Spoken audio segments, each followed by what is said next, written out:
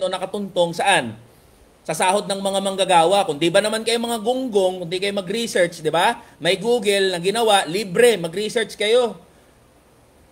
Hindi sahod ng mga manggagawa ang determinant ng pagtaas ng presyo ng mga bilihin. Ano ang determinant? Primary determinant, consideration sa pagtaas ng presyo ng mga bilihin. Hindi sahod ng mga manggagawa. Napakataas ng kuryente, napakataas ng utilities, mahal ang transportation cost dito sa Pilipinas. Yan ang dahilan kung bakit nagsa-spike up yung prices ng commodities, hindi dahil sa sahod ng mga manggagawa. Napakamali ng assumption nyo. Mag-a-assume na nga lang kayo, mali-mali pa. Diba? Kaya yan dyan sa mga pabor sa provincial rate na yan, diba? Yan yung mga hindi nakaranas na sumahod ng minimum wage. Yan yung mga hindi nakaranas na mabuhay ng minimum wage. Hindi nila naranasan anong buhay ng isang manggagawa, kaya nasasabi nyo, dapat lang may provincial rate, kung di ba naman kayo mga gago. Diba? Hindi taon tingin nyo sa mga manggagawa sa probinsya kung yan pa rin ang pag-iisip nyo. Tandaan nyo yan. Kahit anong argumento ibato nyo, hindi uubray sinasabi nyo, provincial rate, pabor-pabor kayo sa provincial rate.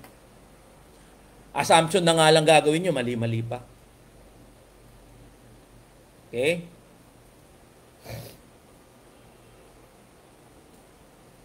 Okay.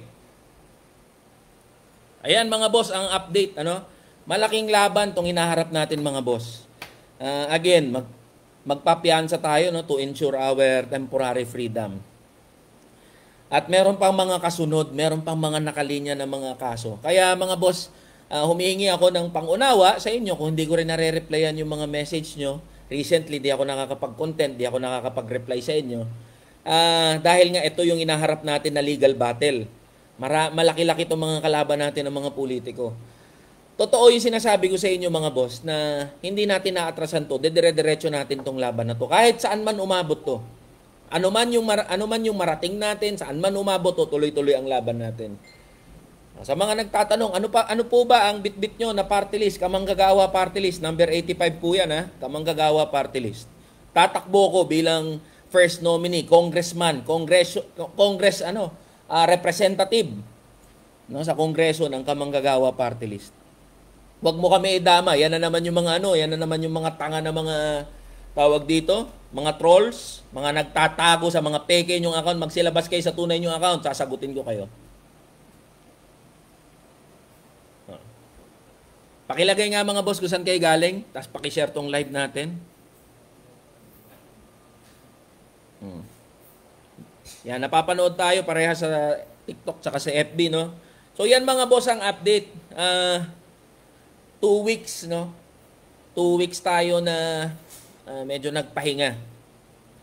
So ipinapaalam ko sa inyo, tuloy-tuloy na uli tayo, Tuloy-tuloy na yung content creation uli natin. Magpapiyansa muna ako. Kailangan yung malaman yan, Responsibilidad ko yan sa inyo mga boss at responsibilidad ko yan sa mga follower, sa mga nakasubaybay sa atin. Bilang pagkilala sa mga legal na proseso ng bansa natin at syempre to ensure may temporary freedom. Hindi nagbabago yung sinasabi natin, cyber libel is a weapon para patahimikin ang mga kritiko. Kaya pinupush din natin ang mga decriminalized na yan. Ba? Mga politiko kasi natin, mga balat sibuyas Bakit kapag pagdating sa pangungurakot, pagdating sa paggawa ng katarantaduhan, ang kakapal ng mga